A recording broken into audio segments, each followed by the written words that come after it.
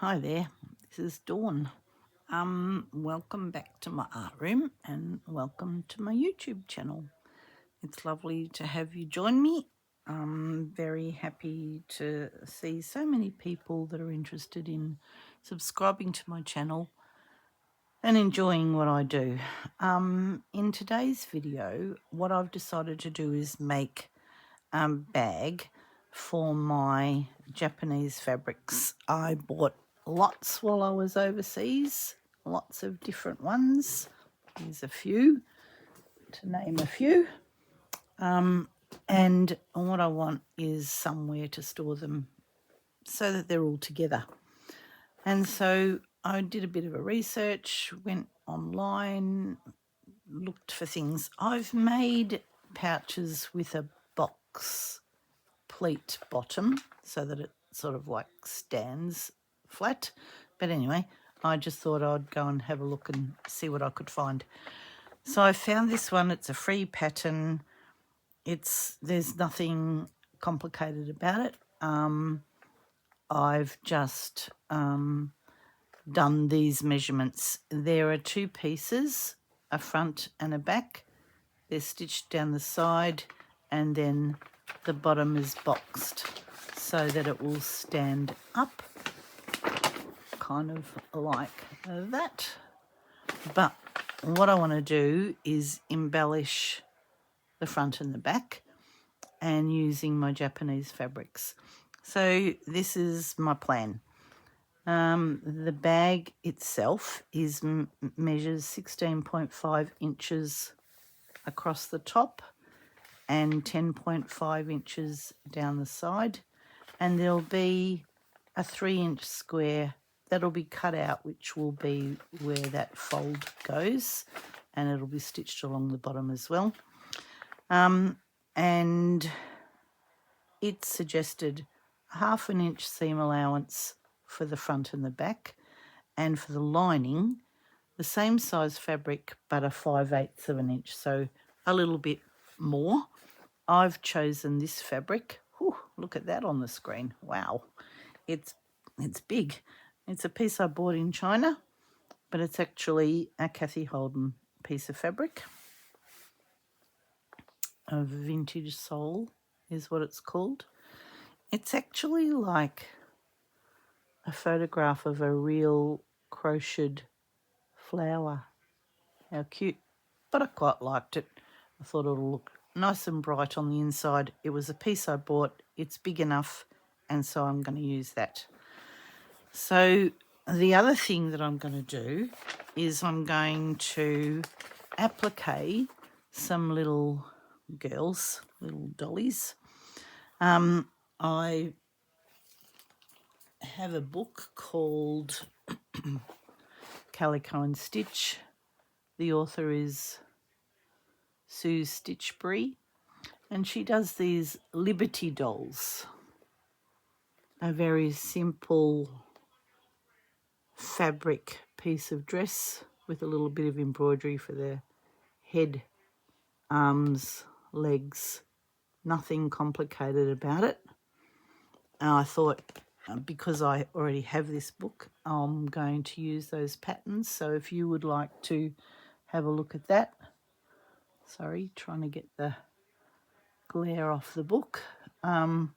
This is what it's called, and she uses Liberty fabrics. I'm going to use my Japanese ones. And so what I've decided to do is do a plain piece of fabric for where the little dollies are going to be, and then I'm going to use these prints to go around the outside edge in a hand-stitched quilted way. There'll be, strips a bit log cabin-y, I guess. I'm also going to put some wadding. It's a very fine palen wadding. It actually is iron-on. I'm not going to do that until I'm done because it's an iron-on one, and so all I need to know is that my work fits this piece, and when I'm finished with the embroidery and the patchwork and whatever, I'll then iron it onto that, and that will give it some stiffening. But I'm really just looking for a box bag that's big enough to hold my fabrics. And this was a free pattern idea that I saw on Pinterest. I'm not using anybody else's stuff that I don't actually have permission for. So yeah, that's where I'm going with this. So I'm going to first of all cut out these squares because I want one on the front, one on the back, and I want the dollies to be a part of that. I'll use some of my fabrics to do that as well.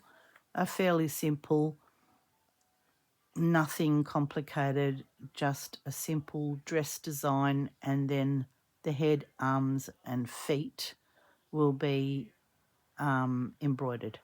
So yeah, that's where I'm going. And then I'll worry about the lining and things once I've got to that point. So what I've done is I've decided that my square for the middle is going to be 7 inches square, and I've just added the seam allowance that I'll turn over. I actually didn't add enough on this side, but I've added enough on the other side. Cool. I've measured myself some lines so I know where I'm cutting. All right, I'm going to go and do that little bit, and when I've got that sorted, I'll come back and chat to you then. Okay, talk to you in a second. Okay, so what I've done is I've torn some strips of the fabrics that I want to go around the outside edge, and I'm just doing a running stitch to join it. I haven't measured, I think maybe a 1/4 inch seam allowance, but I haven't done a line. I'm following a bit of the pattern here, which is helpful. So what I do is about 5 running stitches, and then I do a back stitch just to hold it. So hopefully, can I come up a bit closer? That's 3, 4, 5 just as a running stitch, and it's hard to see dark fabric, dark thread, and it's just got dark here now too. 1 back stitch here just to lock it, and go back to 5 running stitch. Just a rule of thumb. I'm not, if I do 4 sometimes and 5. 1, 2, a little close together. 3, 4, 5, and the back stitch just locks the running stitch so it doesn't keep gathering up and pulling up together. This is a technique that I saw on a lovely girl called Sherry Iris that's on YouTube. You might like to research her. But, strangely enough, without any conversation, Corinne from To Be Loved Treasures by Corinne and I are doing the same thing. She's doing little squares. I'm doing this. Who would know why we end up following? We follow the same people, and I guess we get inspired by the same people, and that's kind of how it happens. Sherry Iris is in England. A lovely slow stitcher, beautiful embroiderer, and she showed us this method that I thought I would show you as well. So I haven't backed it yet. I won't back it till I'm done the piece, but I've got this piece here laid out so I know where I'm going as far as size-wise is concerned.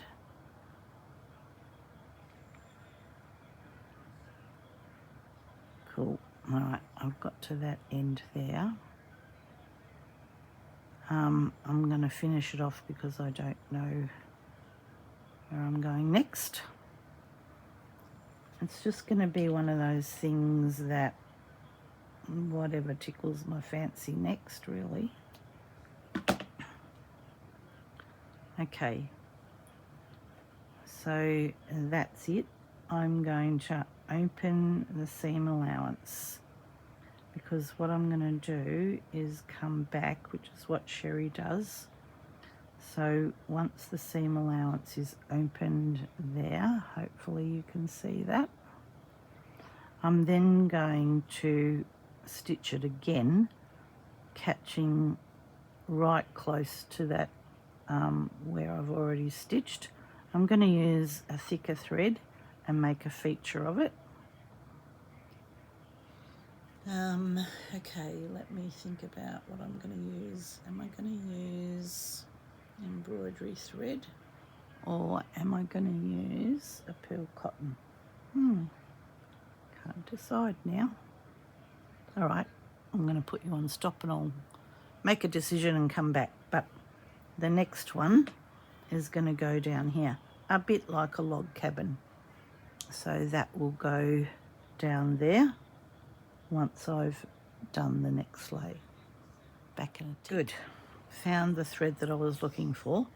So I'm just going to use this pearl cotton. It's a DMC pearl cotton, pearl, maybe 8, is it? Yeah, does that say 8? Pearl cotton anyway. And so what I'm going to do is do a running stitch. So yeah, this is, you know, probably couch potato stitching. Sit in front of a movie. So what I'm going to do is open the seam allowance and lay those bits of fabric flat, and then I'm just going to do a running stitch now to hold the seam allowance to the top of the fabric, and I'll do that on both sides. So technically each seam has three stages. I could choose a thread that was going to be a feature, but I've decided to just use this plain blue. It'll feature itself occasionally because it will be a different shade, and this is a pearl cotton that I have, so I'm just going to use that. Hopefully you can see what I'm doing. So all I'm doing is stitching the seam allowance back against the top fabric to hold it down. It was a very nice technique. I really liked the look of it. As I said, I saw it done on by Sherry Iris on her YouTube channel, Sherry SHERRY Iris, and she does it in some of her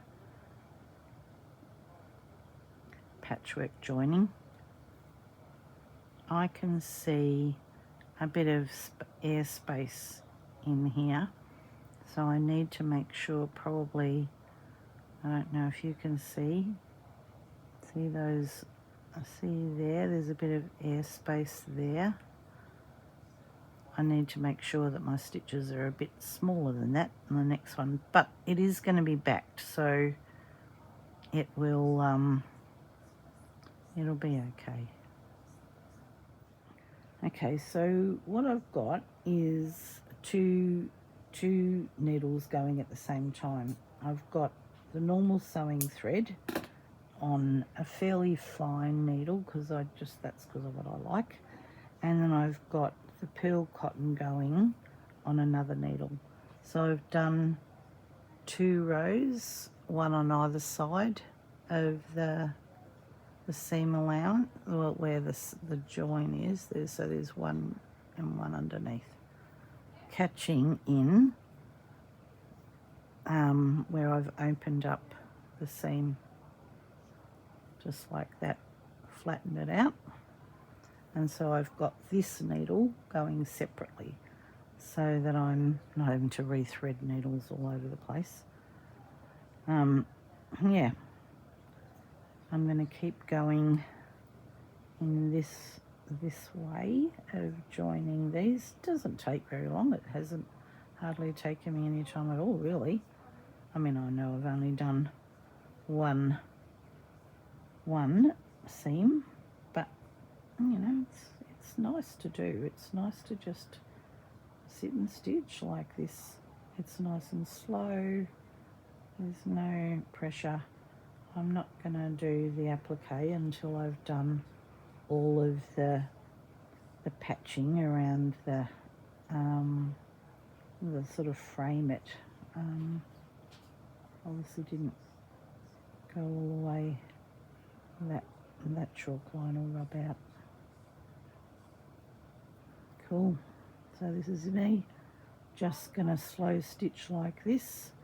Just a running stitch, a small running stitch, just to catch that seam allowance in there, and then I'll do the same thing on the other side. I'm going to keep going. I really like these blue fabrics. My whole sort of like little bag thing that I'm making is going to be in these blues. It's all just feels a bit Japanesey. And you know, thinking about the Japanese styles and colour range is very much these indigo blues.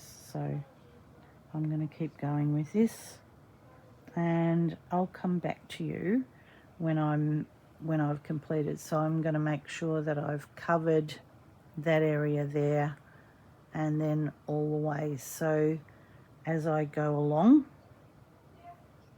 I'll keep just finding another piece, adding it here. I might add, you know, some smaller pieces sometimes, just depending on what I need to fill in the space to cover the piece of wadding. Cool. All right, I'll come back to you when I've got to that point. Maybe just at least one side anyway. Okay, back shortly. I'm still working on it. But a couple of bloopers. So I watched a bit of the video back, and I said, I bought this fabric in China. I didn't buy it in China. I bought it in Japan. I just went to Japan, not China. I have been to China a long time ago. This time I went to Japan, and that's where I got it. What a crazy one. And the other thing that I wanted to talk to you about was the technique that Sherry Iris shares. You know, I've changed it completely. So what she did, just to give you a heads up, she turned a, you know, seam allowance over like that. She turned her seam allowance over like that. And then she overcast those edges. I totally forgot that she did that. I just went off on my own little tangent here. So she overcast it, and then it would come out like English paper piecing. It would probably have a closer join. I've got a little bit of a gap here. I don't know if you can see it. I'm trying to hold it over the wadding where you can see. You know, by the time it's done, you won't see it. And I'm going to keep going now. I'm happy with how it's working. So I've just, you know, tried to, you know, not be too precise. So I've joined a little bit here. I've joined a little bit here. And the way that I'm doing it is when I get to the, so I've done round 1, round 2, round 3. And now I'm going to come up here to round 4. So I'm measuring it from this end to this end, and then cutting off the excess. So this bit here, and then I'll hang on to it and I'll join it onto somewhere else. I've been able to rip the pieces, which helps to give you a bit of straight edge, but for something that little, you know, I'm not going to bother ripping. I'm keeping my 2 needles going. I'm finding that's a really simple process, and I just join the thread on another bit when I want it. Cool. All right, I'm going to keep going.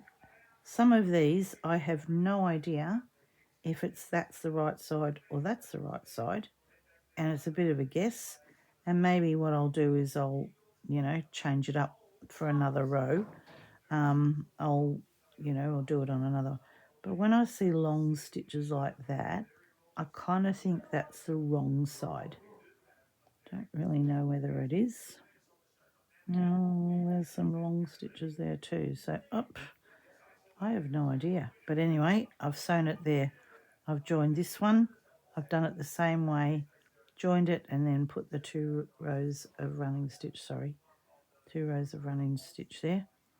I don't know if you can hear the footy. Ow, sugar. Stabbing myself. The boys are watching footy. I've got one grandson here at the moment, and him and his pa are up there watching footy. And we've had barbecue sausages for tea. A good footy night.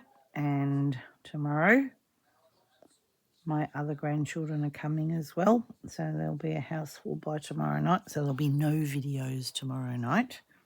There'll only be Nana on the couch after tea going, gosh, that's the end of that day. I don't know what we're going to do. We're going to do some tie-dyeing. I think we're going to do some tie-dyeing on Tuesday. So today's Sunday. So tomorrow we need to go and see if we can find some cotton T-shirts so they can do some tie-dyeing of their own. So hopefully that's the plan. If it's not the plan, it'll be something else. I don't know what, but that's kind of we've had a chat about it, and everybody thought that would be a good thing to do because they know I do dyeing and things, so they're interested in it. They like the look of it. Funny, isn't it? You know, these little kids, 10 and down, all interested in tie-dyeing that we were doing when we were in our teenage years. And it's all coming back. Good. All right. I just wanted to clear up those couple of little things. Nothing bought in China. Japan. It was Japan. And while Sherry Iris has a lovely technique, I've got my own going here. So it's not Sherry Iris's, but she did inspire me. All right, I think the next time you see me, I'll have all of this done, and I'll be starting on the applique little dollies, the little Japanese ladies. Cool. All right, back in a sec. All right, I'm all done. I've finished stitching one side, one panel. I haven't done the second panel, and I'll do that in I'm not going to worry about doing that with you. But I got all my stitching done. I've ironed it onto the palen now because when I come to do the embroidery in this panel, I just want the little bit of extra texture. This fabric is quite thin, and doing embroidery on it, I risk puckering it. So yeah, I'm pretty happy with it. If you would prefer a tighter seam, go back and have a look at what Sherry Iris does. Corinne's also done one as well, where they, have the two, the 2 pieces together like that, and then overstitch it. Where I've had mine and done a running stitch and then opened it out. My stitches are probably a little bit further apart, but now that it's ironed onto the the palen, you can't see that, so I'm pretty happy with the way it looks. I really like this extra layer of stitching. It just gives it a really nice, adds a bit of texture, adds a bit of interest. Yeah, I'm pretty chuffed with it. Cool. All right, so I've had a little bit of a think about my little paper dollies, and I'm kind of thinking I'd like them, like they're all walking in the same direction, I think. And I haven't yet quite resolved whether I want some yellow on the blue, which is lovely. I might open it and just see what else is in here. Or I was going with this pale blue. Sorry, big arm in the way. Because just number one, I love the pale blue fabric. That's just for a start.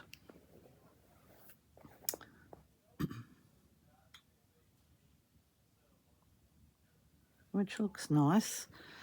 There's also that one that I quite like. That one, very pale stripe. I like them all, but for this, oh, that's a darker check than the other one. Or this one here, which has got these wibbly stripes, which I really love as well. Actually, I think I might do one in that. I might do a few different ones. So the way that I'm going to tackle this is I've roughly sketched out my dolly shape. I want her to have a long dress, so she's just going to have little feet sticking out the bottom. I don't know what her hands are going to be doing, whether they're just going to be, holding a flower or a fan or something, or even an umbrella. They have those lovely sun umbrellas. So what I'm going to do is I'm going to applique the dress on, and then I'm going to draw on the detail for the embroidery. So that's how I'm tackling this part of the project. All the way while doing this, no idea what's the right and what's the wrong side. I've played with it a few times. Being yarn dyed fabric, it's woven with the thread. It's not printed pattern, and so, which of course on a printed pattern you can easily see the right or wrong, but the yarn dyed fabrics are ones that I love equally as nice either side. I suspect that this is the right side for this one because it's got these threads being carried across, and it's a bit more a defined pattern. Good. It's probably the first piece that I've seen that's actually easy to distinguish. If you were to use the book by Sue Stitchbury, she's got paper patterns in there. This is mine. It's similar. I've just done it in relation to the size of my panel, to be quite honest. Hers are way smaller than this, but that's all right. That's for that. But I think what I want is, I don't want to take the whole square up, but I just want to add a little bit of interest. So I think it's quite a big pattern.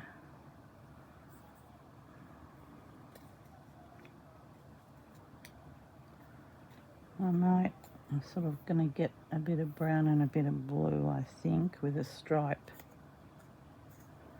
Not quite going up the middle. Let's see what that looks like. It's a teeny tiny bit. If I don't like it, I won't use it. Simple as that. Which is pretty much how I'll approach this whole thing. I've got another pair of scissors somewhere. I just can't see, but I'll probably prefer if I can find them. Oh, I've got material all over the table here. I've got two grandsons here at the minute. They're having some lunch, watching something on the telly. So if you can hear anything, that's what it is. We're waiting for my granddaughter to come. She's been in the school holiday program and They were going off to do exciting things, so she opted for that today. But she'll arrive in a little while, so... Oh, yeah, I don't mind that, you know, the little bit of extra, the stripe there. All right. What other colour will I use? I kind of like the yellow. The yellow might be nice just for a bit of difference. But I like the pale blue too. All right, the yellow has got... The mustard might be nice. Oh, that's cute with a little check. No. You know, I still want it to be in proportion to this, so this would probably be a slightly better one. She can be the jazzy one. Helps to have a pin on hand. And while I'll pin them on for now, I'll, you know, maybe make a final decision.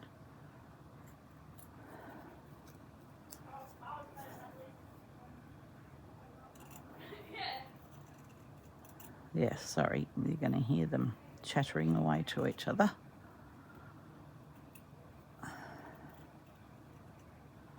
Well, they enjoy each other's company. They don't get to spend heaps of time together. They live a little way away from each other. Oh, that yellow's very pretty on there, isn't it? All right, it might be there.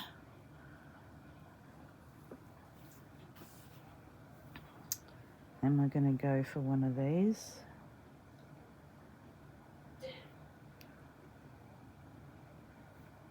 I think I'm going to go with this little stripe. Again, it's kind of getting the proportions right. I'll work out what the right side is and the wrong side is in a minute. With when you're using something this little, you don't want a big pattern. It's just going to look silly. So yeah, I'm going for the smaller pattern. They're all going to have the same shaped dress. Excuse me. But they might all have a different hairdo or a different something else going on, which will... Sorry. Forgot to do the bottom bit. Just distinguish them from each other, really.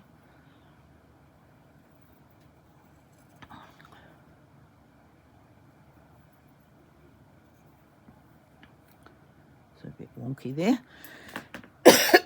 Oh, excuse me, sorry. I have to stop and get a drink, I think. Choke on something.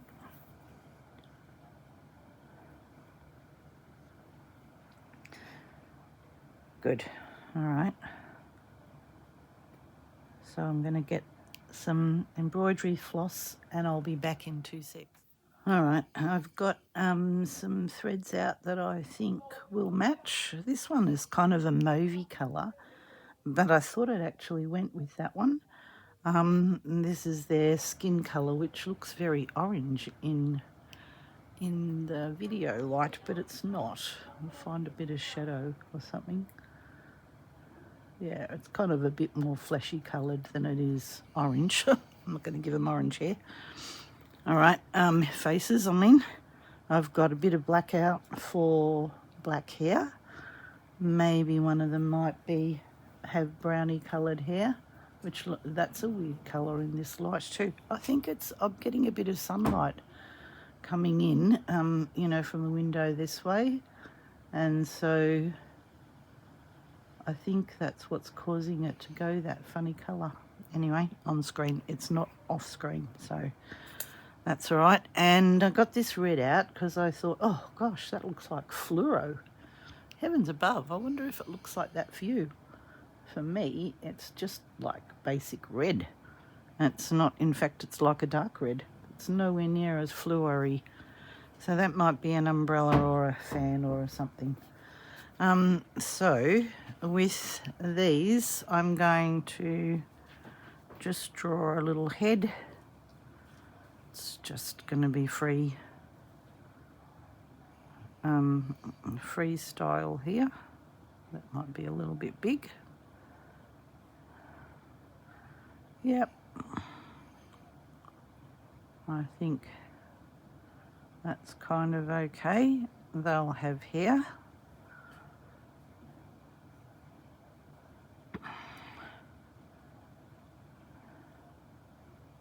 Yeah, maybe that was a bit little. I thought it was too big, but I think it was a bit little. That one looked a bit better when I did it. Yeah. So I'm really, while I don't have a pattern, I've got that idea.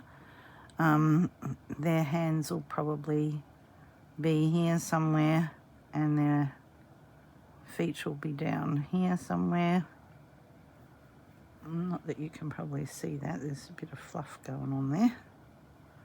Let me see if I can get rid of it. It's just, I think, from the wadding. Yeah, that looks a bit better.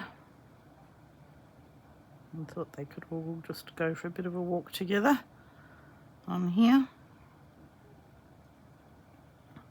And I can work out whether or not maybe this one has an umbrella. You know, she's got the most space around her and she's maybe giving everybody else a bit of shade. Oh, I tell you, when we were in Japan, I know why they have those big umbrellas. I couldn't believe how hot it was. I was quite surprised at the temperature. I was not expecting that temperature. And then these little umbrellas have, this radiating bits of, I think they're paper. Yeah, that's cute. All right, cute. You can just see what I'm doing here. This girl's hot. She needs a fan. And she can have a fan. And so what I thought I'd do with these is just do, a bit of just straight stitches. All right, she's got a fan and she's got nothing. She's just hanging out with her sisters. There we go.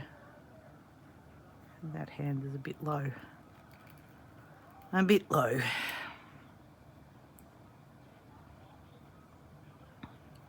It'll be better. Yeah, I think her hand needs to be here somewhere. Good. And this one's hand might be a bit low too. This is what I do when I don't have a pattern. I have a play. So play with something that you can change. Now, if you don't feel comfortable about drawing straight onto something, find a picture that you can trace maybe on. I'm happy to have a play for a bit. Oh, that looks a bit better. Good. And yeah, don't need to worry about a pattern too much. All right, and with I'm going to show you one, and then I'll come back and show you the rest when it's done. I don't think you probably need to see it all, because I think this video now is going to be part 1. Part 2 will be me putting it together. So you'll have a bit of time if you want to do something like this as well. You'll have time to do it. I'm just going to use 2 threads of this stranded cotton, and I'm going to do a blanket stitch around this fabric phrase quite a lot because of it being yarn dyed. Have I got light? Oh, light on the subject always helps. Might sort the colour situation out. It doesn't look like it. Looks like that red's still fluoro. I had a little bit of a, scroll around Pinterest, and looked at pictures of, you know, Japanese geisha that were drawn, which just gave me the idea of doing an umbrella and a fan, really. I don't have it sitting in front of me anymore, but I did have it. All right, so with blanket stitch, it's a backward 7. So you start with the long one going across the top of the fabric down to where you want it to start, and that will give you a nice neat start to your blanket stitch. Took me ages to learn that. I used to always have that first stitch very wonky, very sideways, puckered. I'm glad I've put the palen on the backing. It's quite nice to stitch through all the layers, and it'll just give me a good bit of stability for the embroidery. So yeah, that's all I'm going to do. I don't intentionally measure my blanket stitches. They sometimes end up just, you get in a bit of a rhythm, and they kind of just end up being the same size. See how this is all starting to fray away here? That's why I'm doing the blanket stitch. You could stabilize those little bits of fabric if you're worried about the fabric choice that you've made. I'm reasonably confident that the blanket stitch will hold it. Reasonably, she says, delicately.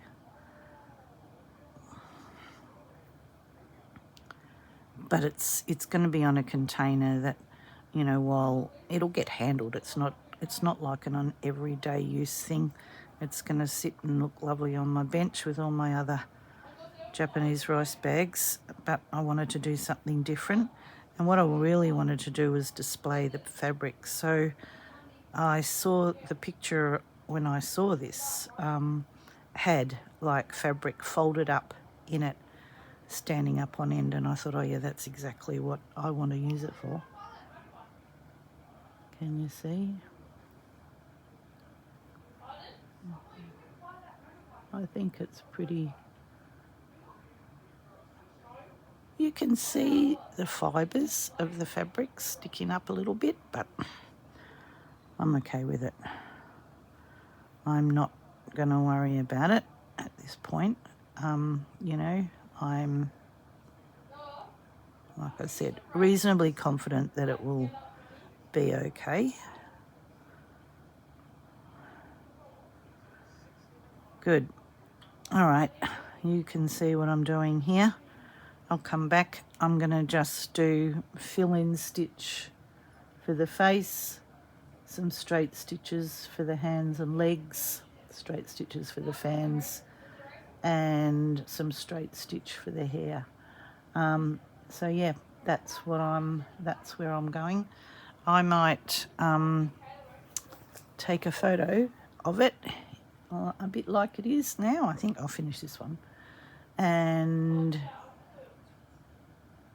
post it. This is like another 10 minutes that I've been chatting to you.